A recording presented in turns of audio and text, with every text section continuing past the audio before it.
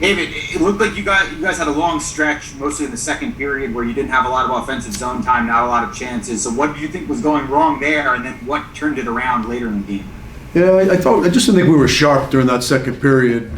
We had some power plays that we kind of didn't get a lot from, and then, I just thought our inability to shoot pucks and get pucks on net. I thought there were chances where we might have been able to sustain some zone time and maybe create some offense, but I just thought we were looking for the perfect play, and it just you do that against that team, you're going to be spending less time in the offensive zone, and I thought that was a big problem in the second period. Next question comes from Mark Roseman. Mark, go ahead. Obviously not the result you wanted, but what was it like finally getting back behind the bench? And also notice that Chris was on the bench helping out today. What was it like having him there today?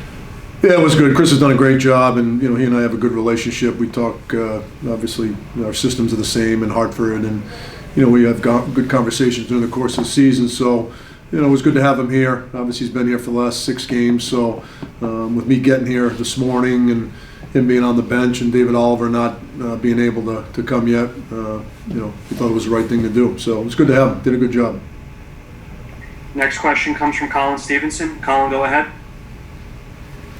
Dave, with with your team playing on a back-to-back, how much energy are you looking for from your bottom 6? And did Blackwell give you exactly what you were looking for in that third period with the first goal, let alone the 2 goals? Yeah, 2 goals is good for anybody, but when you get 4 lines that have the chance to contribute, you have a much better chance to win. So it was just that line kept it simple. I thought they had a pretty good night overall.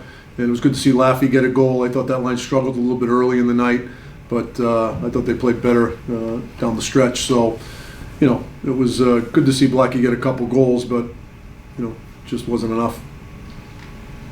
Next question comes from Vince Mercogliano. Vince, go ahead. David, you mentioned the Lafreniere line struggling. Not just today, because obviously today there was a stretch where it looked like he wasn't playing as much. So I want to know what went into that decision, but also just in the time that you've had watching him on TV instead of being on the bench. Like, have you noticed anything about his struggles lately or about areas where you need him to improve? Yeah, he and I talked actually before the last Philly game, and you can just see he's frustrated, and this is a hard league. I know we've all talked about it's a hard league to step into under these circumstances, and it's hard enough when you get a 1-week training camp and you don't have any exhibition games and you have to hit the ground running, and it's a really strange year, and it's a hard year for rookies, and you could see that he's getting frustrated, and to me it's a mental aspect of what he's going through right now, and we're just going to help him through it. Next question comes from Colin Stevenson. Colin, go ahead.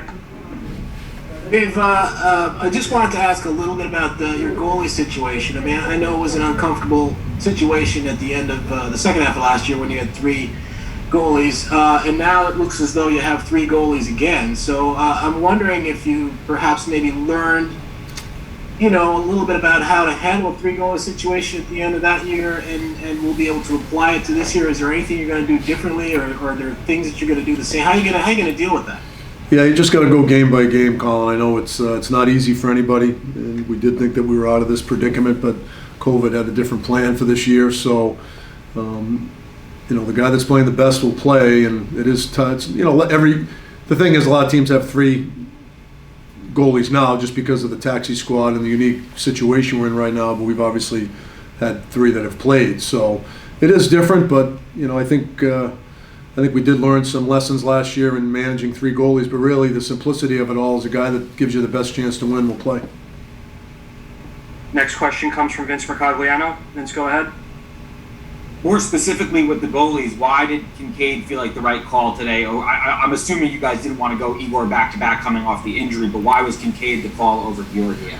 Yeah, after talking to Benny and just evaluating the whole situation, we felt Kincaid played really well here last time we were here, and he's been playing well. As has Georgie, so it wasn't an easy decision. A lot of our decisions are, as I mentioned before, it's not like they're 100%. You go back and forth, and you make an argument either way is what we did, whether to play Kincaid or Georgie, and at the end of the day, we decided to play Kincaid.